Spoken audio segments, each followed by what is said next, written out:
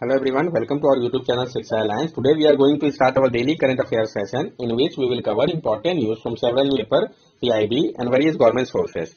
So let's begin our session. Our first topic is Smriti one memorial. तो हम जानेंगे स्मृति one memorial के बारे में।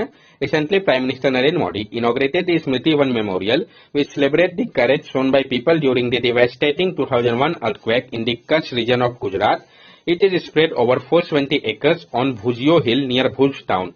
तो ये जो मेमोरियल है कहाँ लोकेटेड ये इंपॉर्टेंट हो जाता है और किस मेमोरी पेज को बनाया गया है वो भी। तो अभी हाल ही में प्राइम मिनिस्टर नरेंद्र मोदी ने इनोग्रेट किया है स्मृति वन मेमोरियल को, जो कि सेलिब्रेट कर रहा है जो करेज दिखाया गया था पीपल के द्वारा डिवेस्टिंग 2001 के अर्थक्वेक के दौरान कच्छ रीजन ऑफ गुजरात में।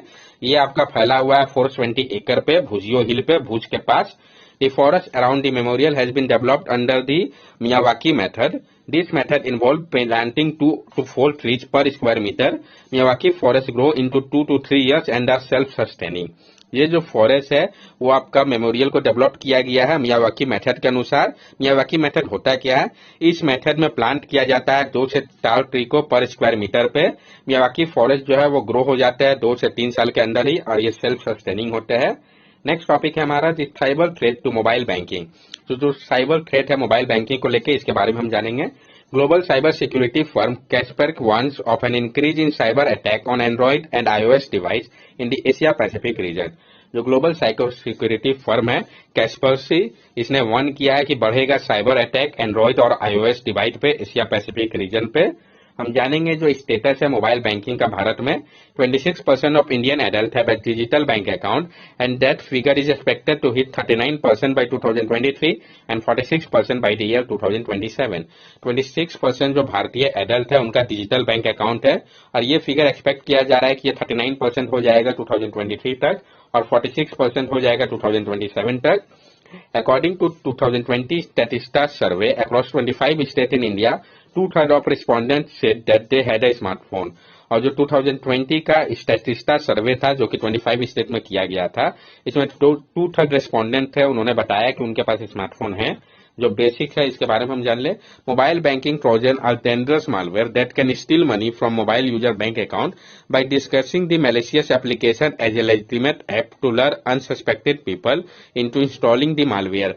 जो मोबाइल बैंकिंग ट्रोजन होता है ये डेंजरस मालवेयर होता है जो कि स्टील कर सकता है आपके मनी को मोबाइल यूजर के बैंक अकाउंट से, डिस्कस करते हुए मैलिशियस एप्लीकेशन को एक लेजिटिमेट ऐप पे जो कि लर करता है, अट्रैक्ट करता है, मींस अनसस्पेक्टेड पीपल को कि वो इंस्टॉल करे इस मालवेयर को ताकि आपके पैसे को चुराया जा सके।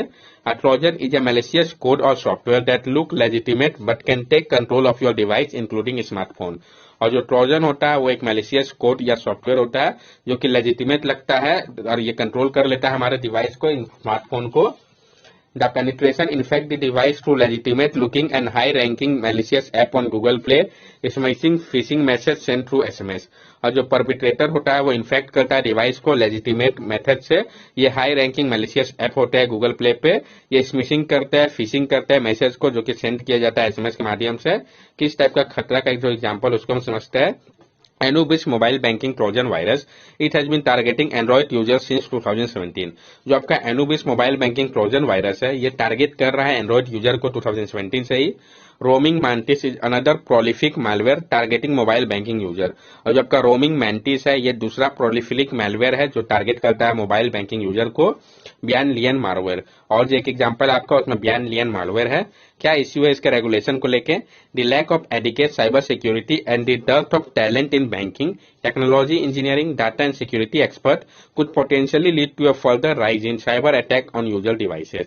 जो कमी है एडिकेट साइबर सिक्योरिटी का और जो कमी है टैलेंट का बैंकिंग के सेक्टर पे टेक्नोलॉजी इंजीनियरिंग डाटा और सिक्योरिटी एक्सपर्ट का, ये पोटेंशियली फर्दर राइज करेगा साइबर अटैक को यूजर के डिवाइसेस पे।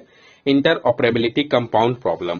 जो इंटर ऑपरेबिलिटी कंपाउंड प्रॉब्लम है, कंट्रीज जो है वो कोशिश कर रहे हैं कि वो पेमेंट को एक प्लेटफॉर्म से दूसरे प्लेटफॉर्म पे इंटर ऑपरेबल बनाए। China for instance had order its internet company to offer their rival firm link and payment service on their platform. China जैसे एक एग्जांपल के तौर पर आप ले सकते हैं कि इसने ऑर्डर दिया है इसके इंटरनेट कंपनी को कि वो ऑफर करे राइवल फर्म्स को कि वो लिंक करे पेमेंट सर्विस को उनके प्लेटफॉर्म पे। इंडिया का जो एक न्यू लॉ है वो डिमांड करता है कि जो सारे लाइसेंस मोबाइल पेमेंट प्लेटफॉर्म है वो कैपेबल हो प्रोवाइड करने के लिए इंटर ऑपरेबिलिटी को वॉलेट के बीच में। तो इससे आप क्या कंक्लूजन निकाल सकते हो, क्या आगे का रास्ता हो सकता है? It help to be careful and extremely cautious when using a mobile device to make payment. Apart from this, usual digital hygiene practice like keeping the phone up to date and rebooting regularly, consumers can ensure that their user phone for banking only when the device is connected to a secure VPN. iOS 16 user can turn on the lockdown mode as it limits the device functionality and protect it from any potential malware. ये जो है careful extremely cautious होना होगा जब हम use करेंगे mobile device को payment के लिए तो यूजर को। इसके अलावा यूजुअली हम लोग को डिजिटल हाइजीन प्रैक्टिस का फॉलो करना होगा, यानी फोन को अप टू डेट रखना होगा, रिबूट करना होगा रेगुलरली। कंज्यूमर को इंश्योर करना हो कि उसका जो फोन है बैंकिंग के लिए जब वो कनेक्टेड हो वो सिक्योर वीपीएन पे तभी यूज हो। iOS 16 जो है यूजर्स वो क्या कर सकते हैं, लॉकडाउन मोड का उपयोग कर सकते हैं। ये लिमिट कर देगा डिवाइस का फंक्शनैलिटी को और प्रोटेक्ट करेगा किसी भी टाइप के पोटेंशियल मालवेयर से। नेक्स्ट टॉपिक है हमारा meet the champion initiative. PIB का न्यूज काफी इंपॉर्टेंट हो जाता है, तो हम जानेंगे मीट द चैंपियन इनिशिएटिव के बारे में। Recently PM Modi meet the champion initiative held in over 25 cities on national sport day. तभी हाल ही में प्राइम मिनिस्टर मोदी का जो मीट द चैंपियन इनिशिएटिव था ये आपका 25 सिटी पे हुआ है नेशनल स्पोर्ट डे के दौरान, तो इसके बारे में हम जानेंगे। Meet the Champion is a unique school visit campaign that was kicked off by Olympic gold medalist Neeraj Chopra in December last year and had reached various parts of the country over the past few months. जो meet the champion है ये एक unique school visit campaign है जिसको start किया गया था Olympic के गोल्ड मेडलिस्ट नीरज चोपड़ा के द्वारा दिसंबर में लास्ट ईयर पे, और ये वेरियस पार्ट में आपका कंट्री का स्प्रेड कर गया फ्यू मंथ के अंदर ही। तो किसके द्वारा स्टार्ट किया गया था, कब, ये इंपॉर्टेंट हो जाता है। During the school visit, the champion athletes share their experience, life lesson and tips on how to eat right and also give an overall inspiration boost to school children. और अपने स्कूल विजिट के दौरान जो champion athlete है वो share करते हैं अपने एक्सपीरियंस को, लाइफ लेसन को, और टिप्स प्रोवाइड करते हैं कि क्या अच्छा वो खाए और ओवरऑल इंस्पिरेशन क्या होना चाहिए ताकि बूस्ट मिले स्कूल चिल्ड्रन को। नेक्स्ट टॉपिक है हमारा यूनेस्को फेलिक्स होपोर्ट बॉयगनी पीस प्राइज। तो हम जानेंगे जो यूनेस्को फेलिक्स होपोर्ट बॉयगनी पीस प्राइज है इसके बारे में। Former German Chancellor Angela Merkel has won UNESCO Felix Hopot-Boigny Peace Prize 2022 for her effort at welcoming and protecting refugee। तो ये प्राइज किसको दिया गया है, उनका नाम इंपॉर्टेंट हो जाता है, डायरेक्ट प्री के क्वेश्चन में पूछा जा सकता है। जो फॉर्मर जर्मन की चांसलर थी एंजेलिना मर्केल, उन्होंने जीता है यूनेस्को का फेलिक्स होपोट-बॉयगनी पीस प्राइज 2022 का अपने एफर्ट के लिए जो उन्होंने वेलकम किया और प्रोटेक्ट किया रेफ्यूजी का, इसके लिए उनको ये प्राइज दिया गया है। इस प्राइज के बारे में हम जान ले। इसको स्टैब्लिश किया गया था 1989 में। In accordance with the Charter of UNESCO, the prize is given to living individual who had made a significant contribution to maintaining and safeguarding peace। ये जो चार्टर था यूनेस्को का उसके अनुसार ये प्राइज दिया जाता है लिविंग इंडिविजुअल को जिन्होंने सिग्निफिकेंट कंट्रीब्यूशन किया हो मेंटेन करने के लिए और सेफगार्ड करने के लिए पीस को, उनको दिया जाता है ये प्राइज। नेक्स्ट टॉपिक है हमारा यूपी 30 लाख मोर हाउसेज अंडर प्रधानमंत्री आवास योजना। जो यूपी है उसको और 13 लाख मोर हाउसेज की आवश्यकता है प्रधानमंत्री आवास योजना के अंतर्गत, तो हम जानेंगे इसके बारे में। सेंटर ने टर्न डाउन कर दिया उत्तर प्रदेश के गवर्नमेंट के रिक्वेस्ट को जो अप्रूवल मांगा गया था हाउसेज को 13 लाख एडिशनल एलिजिबल बेनिफिशियरी के लिए प्रधानमंत्री आवास योजना के अंतर्गत। तो हम जानेंगे प्रधानमंत्री आवास योजना जो है ग्रामीण, इसके बारे में डिटेल्स में। इसका ऑब्जेक्टिव क्या है, to provide pucca house to all who are houseless and living in dilapidated houses in rural area by 2022। तो प्रधानमंत्री आवास योजना ग्रामीण स्कीम है, इसका ऑब्जेक्टिव है कि पक्का हाउस प्रोवाइड किया जाए सारे जिनके पास डायलेपिटेड हाउसेस है रूरल एरिया में 2022 तक हाउसलेस लोगों को। टारगेट इसका क्या है, construction of 95 crore houses with all basic amenities bye the year 2022।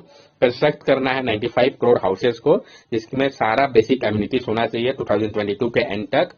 Cost sharing की अगर हम बात करें, the cost of unit assistance in this scheme is share between central and state government in the ratio of 60:40 in plain area and 90:10 for north eastern and Himalayan state.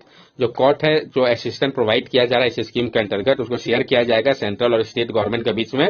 इसका ratio 60:40 होगा plain area के लिए, 90:10 होगा north eastern और Himalayan state के लिए।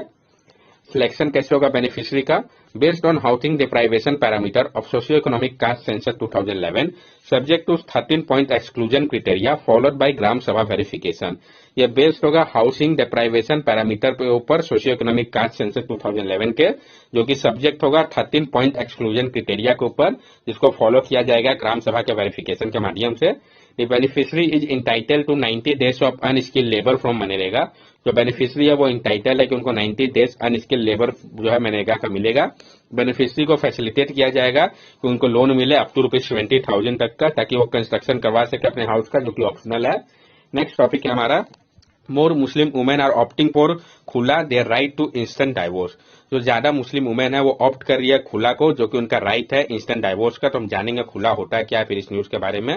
मोर Muslim marriage end with khula the women inalienable right to instant divorce and not as it is widely perceived through instant triple talaq which was set aside by Supreme Court verdict in 2017 और through talaq hasan divorce at the men initiative. ज्यादातर Muslim marriage जो है अब वो and कर रही है खुला, जो वुमेन का इनएलिएनेबल राइट है इंस्टेंट डाइवोर्स का, और ना कि वाइडली परसीव्ड इंस्टेंट ट्रिपल तलाक, जिसको कि असाइड रख दिया गया था सुप्रीम कोर्ट के वर्डिक्ट के बाद 2017 पे तलाक हसन और डाइवोर्स को मेन के इनिशिएटिव पे। खुला है क्या? ये जो है वुमेन जो इनिशिएट करती है डाइवोर्स को, वो सरेंडर करते हैं अपने मेहर वेल्थ जो कि ट्रांसफर किया जाता है, वो प्रॉमिस किया जाता है वुमेन को मैरिज के समय पे जब वो डाइवोर्स लेती है।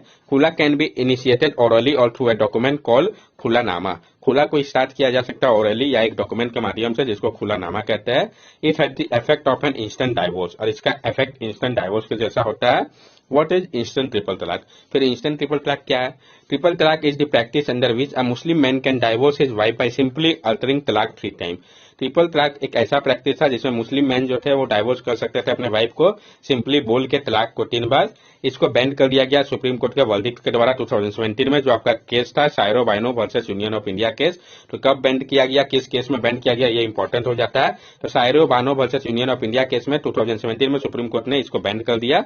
It is prevalent among Indian Muslim community, majority of home follow the Hanafi Islamic school of law. और ये काफी प्रिवलेंट है आपका इंडियन मुस्लिम कम्युनिटी पर, ज्यादातर जो है वो फॉलो करता है Hanafi Islamic school of law को।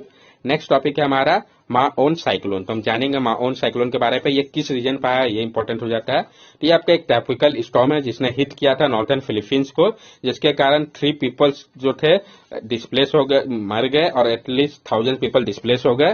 ट्रॉपिकल साइक्लोन के बारे में हम जान लें। तो ट्रॉपिकल साइक्लोन एक रैपिडली रोटेटिंग स्टॉर्म सिस्टम होता है। इसको कैरेक्टराइज किया गया है, लो प्रेशर सेंटर होता है इसका, स्ट्रॉन्ग विंड होगा, close low level atmospheric circulation होगा, और स्पाइरल अरेंजमेंट होगा थंडर स्टॉर्म का, जो कि प्रोड्यूस करेगा हैवी रेन को। नेक्स्ट टॉपिक है हमारा design led incentive scheme. PIB का न्यूज है, काफी इंपॉर्टेंट हो जाता है। हम जानेंगे डिजाइन लेड इंसेंटिव स्कीम के बारे में। Ministry of communication has previously invited application under DLI as a part of production link incentive scheme. Ministry of communication ने इसके पहले प्रीवियसली इनवाइट किया था एप्लीकेशन को डिजाइन लिंक इंसेंटिव स्कीम के लिए, जो कि पार्ट था आपका प्रोडक्शन लिंक इंसेंटिव स्कीम का ही। क्या डिफरेंस है दोनों के बीच में? Difference between DLI launch 2022 and PLI. जो डिफरेंस आपका डीएलआई जिसको कि लॉन्च किया गया 2022 पे और पीएलआई के बीच में, तो डीएलआई आपको ऑफर करता है 1% additional incentive over PLI scheme के। टेलीकॉम इक्विपमेंट मेकर जो है जो कि यूज करते हैं at least 50% made in India company को कंपोनेंट को, वो एलिजिबल है इसके लिए डीएलआई के लिए। पीएलआई स्कीम को लॉन्च किया गया था 2020 पे, जबकि डीएलआई को 2022 पे। जो पीएलआई स्कीम है ये ऑफर करता है प्रोडक्शन लिंक इंसेंटिव स्कीम को, ताकि बूस्ट किया जाए डोमेस्टिक मैन्युफैक्चरर को और अट्रैक्ट किया जाए लार्ज इन्वेस्टमेंट को एक स्पेसिफाइड सेक्टर पे। एग्जाम्पल इसका क्या है, जैसे कि इलेक्ट्रॉनिक सेक्टर हो गया, ये जो स्कीम है उसको एक्सटेंड किया गया, जिसमें इंसेंटिव जो है 4 से 6% का इंक्रीमेंटल सेल पे दिया जाएगा बेस ईयर पे, जो गुड्स मैन्युफैक्चर किए जाएंगे इंडिया पे for a period of 5 year के लिए। अभी तक गवर्नमेंट ने अनाउंस किया है कि जो पीएलआई स्कीम है वो 14 सेक्टर के लिए है। वो सेक्टर कौन कौन सा है, जैसे कि auto, electronic, telecom, pharma, solar metal, mining, textile, white good, drone, advance chemistry, cell battery, इन सब के लिए प्रोवाइड किया जाएगा। That's all for daily current affair session. अगर आपको हमारी वीडियो अच्छी लगी हो तो हमारे चैनल सब्सक्राइब करें, हमारे वीडियो को लाइक करें और ज्यादा से ज्यादा शेयर करें। These are our social media link. From here also you can stay connected with us and give us your valuable feedback. Thank you and have a nice day.